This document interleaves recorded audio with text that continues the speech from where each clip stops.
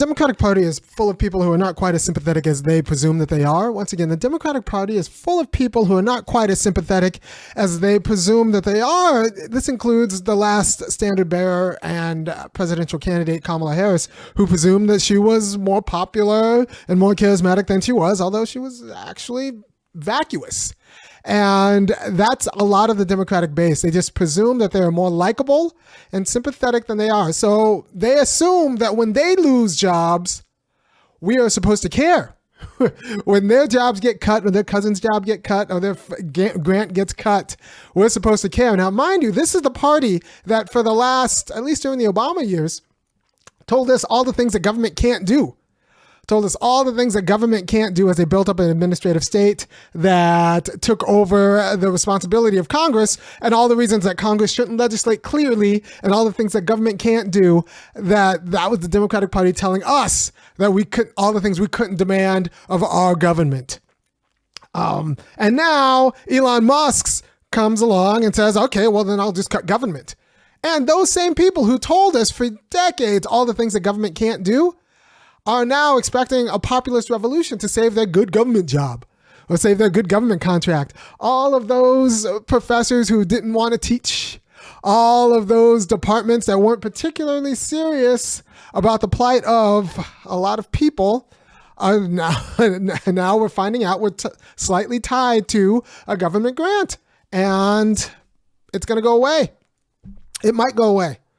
And since they didn't spend their time making the case for why what they did was necessary, we're going to let it go away.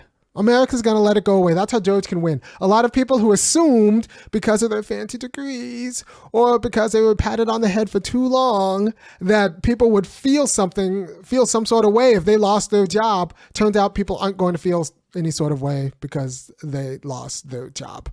Because those same kinds of people casually stepped over other people who lost their job. They weren't out there in the streets arguing for a federal job guarantee.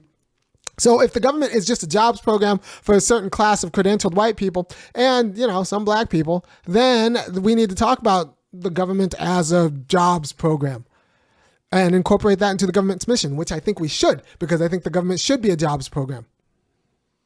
I think the government should be a jobs program because you can't really be a citizen and self-governing if you don't have stable access to a way to secure income, a good job.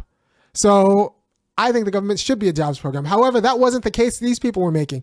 These people were too busy poo-pooing the poor or just kind of like fake charity, giving the poor fake charity as they had their good government job and assumed that by right or by dint of their hard work that they deserved their federal government job. And, now we're just going to throw them to the market. Good luck to you on the market that you were so casual about fulfilling everyone else. Well, you have your welfare benefits and maybe you can get by on those as long as that's a program that can be administered. But this class of people who have been for decades casual about the plight of other Americans now get to feel it in themselves. And, Musk is looking to cut 200,000 people. And depending on who you talk to, that could be a lot of people. But it might not be enough. And it might not be enough. And if the government doesn't collapse, we thought Twitter was going to collapse with Musk's takeover. And yet I tweet. And it goes out to the world. Right? And you could say, well, Twitter's running at a loss now. Yeah, but is it really? The only people who get to decide what's a win and what's a loss are Elon Musk. And if Elon Musk decides that Twitter's not running at a loss because he's willing to pay for it for his power, that means it's running the way it should be running. Right? That's the same way with government. Government runs at a loss until we decide that it's doing what it should be doing, in which case it's running at just fine. Right? So if you want the bigger government that you think that you deserve, you need to make the argument for the bigger government that you think that you deserve. Not just assume that the pipe fitters and the roofers of America are going to support your women's studies degree. You need to make the case. You need to make the case for why you're necessary, why you're important, why you're relevant, why you should be at the taxpayer's teat, or at least concerned, right? And why you're not more entitled to the job. Because if you don't do that, you guys sound a lot like, and you're not going to admit this, but you guys sound a lot like those CEOs who demanded their bonuses after losing the job. The entire culture industry after losing, almost crashing the United States economy back in 2008, right? So the entire culture industry has failed because this is America's culture. The entire culture industry led to an external auditor, because Elon Musk is from South Africa. It led to an external auditor hiring a bunch of kids, much like Bain hires your Ivy League kids and then goes and tells, whatever company to fire all its people. We have an external auditor, external to the United States, hiring a bunch of kids fresh out of whatever to come and tell you that, like, to make all these cuts, to fire all these people. And we were okay when it was your niece working with Deloitte and Touche or McKinsey, but we're not okay when it's Elon Musk doing the same thing. If your niece had a job with Deloitte and Touche and her job was to go out and tell one of these private companies to fire people, you'd be proud of your niece because she was making so much money, right?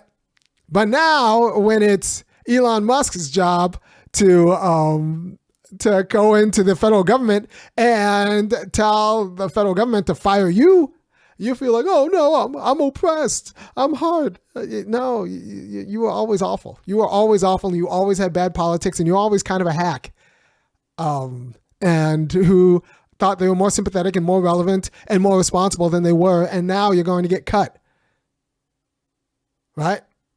One thing that black people can appreciate about Trump is that he kind of niggerizes the entire, and his style of governance niggerizes the entire United States populace. So, and a lot of people aren't used to being felt like that, aren't used to being treated like that. And you know what? They assume that the whole population of the United States is going to collapse because they've been degraded. But it won't. It won't. You can get fired and the United States will keep chugging along, just like black people can die on the street and the United States will keep chugging along. You're in denial about that because you think your government job is so relevant and so important. You think you're but it turns out that you could be fired, you could be tossed out of your house, and the United States will keep going. There will not be a collapse because the DC crowd loses their jobs. There will be a little bit more pain, but you are always okay with pain as long as it happens to Southern black people or ADOS. Like it turns out that the United States can work without you working. And that's just something you're just going to have to deal with. That's just something you're going to have to deal with. Or talk about self-governance. Now, I get upset because I think the Democratic Party has been a little bit too comfortable alienating the people from the operations of government. You had a Democratic elite and a Republican elite. And the Democratic elite decided that the Democratic populace, the rank and file people, the people who wanted Bernie, the rank and file, like unwashed masses with 2 déclassés and 2 gauche to actually run the Democratic Party. So, instead of letting the dirty, unwashed masses take charge of the Democratic Party, the elite said, let us handle it. We'll know what to do and keep you in your place. And Elon Musk thinks the same thing, except he thinks the Democratic elites are part of the dirty, unwashed masses. So you've just been alienated from your position. So you got it. This is what happens when the Democratic Party doesn't want democratic procedures. This is what happens when the Democratic Party runs itself as a private corporation without even like a hat tip to its fiduciary responsibility to the public, to the whole. This is what happens when you tell people that government can't do anything. And you spend your life you spend your entire last 20 years saying government can't guarantee healthcare, government can't guarantee you a job. Well then, and Elon Musk can come in and cut government because it wasn't going to guarantee you these things anyway. All right. So the undemocratic nature of the Democratic Party prepared the way for the Republicans to come and finish the job. When the Democratic Party doesn't really care about contested elections, so there's no real way to remove Nancy Pelosi. It was easier to get rid of Saddam Hussein. Dianne Feinstein had to die in office because we couldn't make her debate any challengers. It's easier to get rid of Saddam Hussein than it was to get rid of Nancy Pelosi. You can say, well, you can be pro-union and Democrat. It's easier to get rid of, Gaddafi than it is to get rid of Randy Weingarten at the AFT, right? So as long as the party promotes undemocratic institutions, you're not going to get a popular uprising against people working in an undemocratic institution. So yes, Elon Musk is an undemocratic executive doing all of these things by buying Trump his presidency, and now he gets to run a large aspect of government. But that's fine. We've been letting alienated Democrats run a large aspect of our life forever. For my entire adult life. And now I'm in Georgia. I'm a black man in Georgia. I'm pretty alienated from governance in Georgia at the statewide. Statewide governance in Georgia is functioning the Klan. And the Democrats don't want to do anything against that because they've made peace with the Klan. In the same way, I've made peace with Donald Trump and Elon Musk running the government. I don't expect self-government anymore. I just expect orderly Republican governance, which is what they're giving. Now, the Democratic Party and the Democratic apparatus will tell you that it's going to collapse. The whole United States is going to collapse. Well, it doesn't look like it. Like I said, I still tweet and I send things out, right? What I get is alienated governance. What I get is being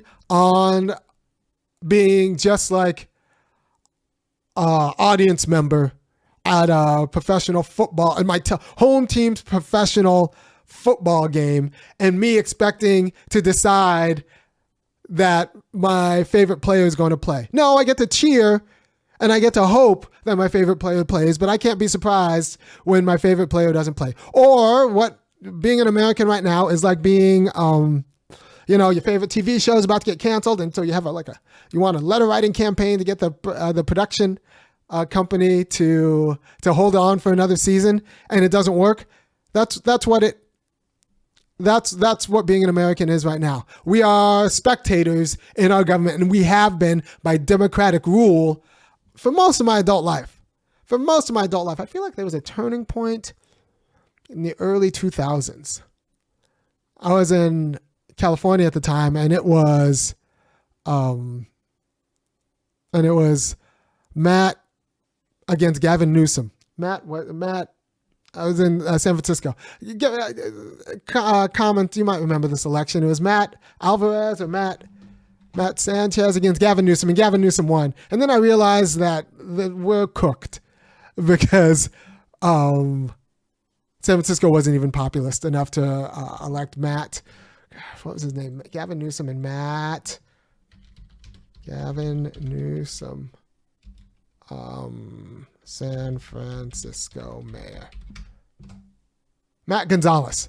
It was Matt Gonzalez and Gavin Newsom. And when Gavin Newsom beat him, I was like, oh, okay. The money's in, and even the most progressive city in the U.S. can't get their act together to elect a populist because the books are cooked.